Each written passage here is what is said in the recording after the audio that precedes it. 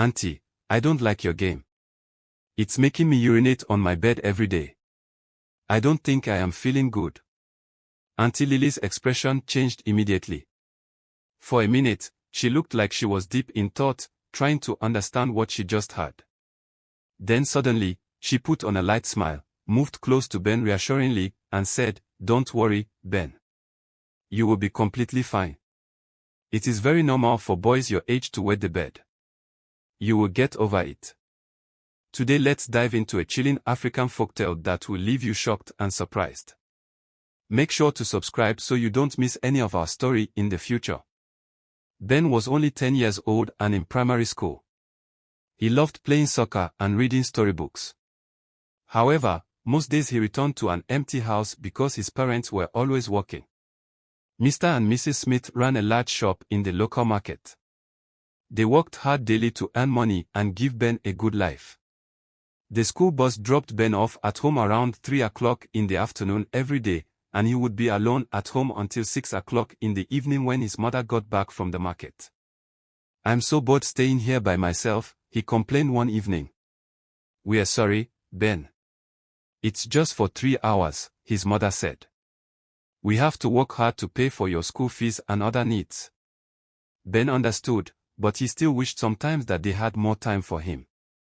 One day, Mrs. Smith had an idea. "Ben," she said, "why don't we ask Auntie Lily, our neighbor who lives next door, to look after you until we come home?" Auntie Lily was their neighbor, a woman in her late 20s who lived alone. She was a cheerful and kind person, so Ben's parents trusted her. "Okay, Mom," Ben agreed.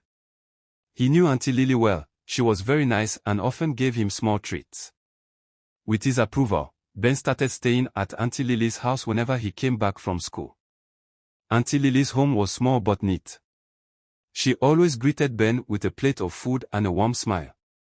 "Ben, come and eat." "How was school today?" she would often ask.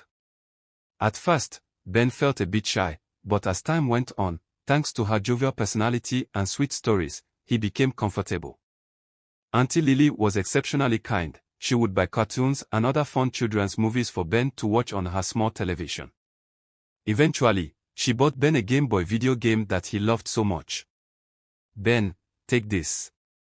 It's for you," Auntie Lily said softly, with a warm smile on her face as she handed him the toy. At first, Ben was reluctant and shy to collect it, but she insisted, stating, "Ben, you are the little brother I never had. I will get anything you want." Ben thanked her with a heart full of gratitude as he collected the Game Boy.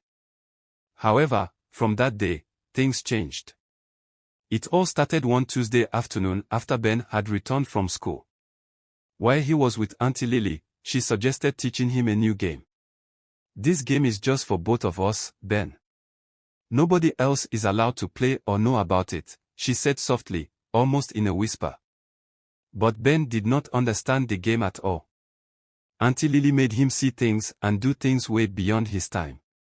She guided his hand to explore her body, which greatly confused Ben. Even more confusing for Ben were the sounds Auntie Lily made and her expressions as she played the supposed game. Midway, he interrupted by saying, "Auntie, I don't like this game," a worrisome and traumatized expression masking his face. "Don't worry, Ben. With time, you will come to enjoy this game," Auntie Lily assured him. Little by little, this little secret game became a daily routine, one that Ben despised so much. He was young, tender, and too naive, and he never really understood the look of excitement or pleasure Auntie Lily had whenever they played this supposed game. Over time, Ben started dreading going to Auntie Lily's house. He would wait long hours in school after the closing bell before returning home. On days like Friday, when school closed earlier than usual, he would drag his feet slowly on the road in a bid to come back home late. One day after having yet another game session with Auntie Lily, Ben felt an urgent need to tell his parents, but he was scared. He couldn't explain why he was scared or felt reluctant to tell them, but he just had the feeling. Eventually, that evening, Ben walked up to his mother in the kitchen. "Mommy, I want to tell you something," he started with a slow tone, almost in a whisper. "What is it, Ben?" Mrs. Smith asked, impatience plastered all over her reply as she turned her head swiftly from the kitchen sink. "Mommy, it's about Auntie Lily." Before he could continue, Mrs. Smith cut into his speech midway. "Ben, how many times did I call your name?" she asked, annoyance on her face. "Your dad and I work hard and tirelessly to give you the best life we can afford. I know we are not always there for you, but Auntie Lily is helping us fill that void for now. Don't worry, you will get to like her and you both will become friends," Mrs. Smith stated as she patted her son on the head. "But Mommy, no buts," Mrs. Smith cut in. "Now return to your room and do your assignment, and don't talk about this issue again." "Yes, Mommy," Ben replied in sadness as he turned and headed out of the kitchen. That night, as Ben sat in his room, he cried silently because nobody wanted to listen to him. He didn't understand what Auntie Lily was doing to him, and now even his own parents did not have the time for him. Little did he know that his troubles were only getting started. The very next morning, when Ben woke up from sleep, he realized that he had urinated on the bed. Ben was shocked and tense at the same time. He had stopped bedwetting since he was a toddler, and besides, he did not drink excess water the previous night to warrant such. Could this be a result of the game Auntie Lily plays with me? Ben thought as he reminisced. Worse still, he could not tell his parents lest his mother would beat him. She was a strict disciplinarian anyway. Ben managed to hide the mattress and change his clothes before anyone else would notice. But this issue of bedwetting persisted and continued for days. His parents were too busy to notice, but Ben knew that something was wrong. One day after returning from school, Ben headed straight to Auntie Lily's house as usual. Auntie Lily was glad to see him and greeted him with a plate of rice and juice. After a while, when Auntie Lily came to play her game of touching with Ben, he quickly cut in, saying, "Auntie, I don't like your game. It's making me urinate on my bed every day. I don't think I am feeling good." Auntie Lily's expression changed immediately. For a minute, she looked like she was deep in thought, trying to understand what she just heard. Then suddenly, she put on a light smile, moved close to Ben reassuringly, and said, "Don't worry, Ben. You will be completely fine. It is very normal for boys your age to wet the bed. You will get over it." But this did not comfort Ben at all. He could not explain everything that was happening since he started this new game with Auntie Lily. He always felt unusually anxious the moment he stepped into her house. His heart beat faster than usual, and he could feel it from his chest. He wished that his parents would start coming back from work early so that he would stop experiencing all this. Soon enough, this started affecting his attention in school. Ben, who was one of the brightest pupils in class, could no longer concentrate on schoolwork. He no longer enjoyed playing like before. While his friends played in the school field during break time, Ben would just sit in a corner, lost in thoughts, images of Auntie Lily's body flashing through his mind. His class teacher soon took notice of this newly found behavior. Mrs. Johnson was a loving and easy-to-relate teacher. All the students loved her for her playfulness and kindness, but one special skill Mrs. Johnson had was her gift of observation. She could easily tell when a student was feeling bad or just had a mood swing. This singular trait of hers made her easily associate with the pupils. Mrs. Johnson had been observing Ben for a while and knew very well that something was wrong. He used to be a fun-loving and lively boy. Now, he was mostly absent-minded and gloomy. After teaching in class one day, she asked Ben to wait behind and see her at her desk. "Ben, is anything the matter? You look lost these few days." Ben stood in front of her desk with his head bowed in shame. He contemplated whether to tell Mrs. Johnson or not. He was trying to speak, but the words felt too heavy for him to open up. "No, ma'am, everything is fine," Ben lied. After some awkward moments of silence, Mrs. Johnson started, "If you are facing any personal challenges, feel free to share with me. I am your teacher. I am here to help you both educationally and otherwise." Eventually, she dismissed Ben, but Mrs. Johnson was not convinced. She had confirmed that Ben was hiding something too big he was scared to open up about. That day, as Ben went back home, he prayed that his parents had returned so he wouldn't have to go to Auntie Lily's house. But alas, everything was just the same. He stayed at Auntie Lily's house, and as usual, she played her game. But something very strange happened this time around. While playing her game, Ben noticed that his body became stiff. This sent fear down his spine, and he swore to open up to her the next day. The next day in school, after a lesson, he walked straight to Mrs. Johnson's desk, and with his head bowed to the floor in embarrassment, he began, "Auntie, I have something to tell you." Mrs. Johnson leaned closer to pay more attention as she wore a very serious and reassuring look. Ben looked back and forth, left and right, just to ensure that nobody was eavesdropping or within range that could hear what he was about to say.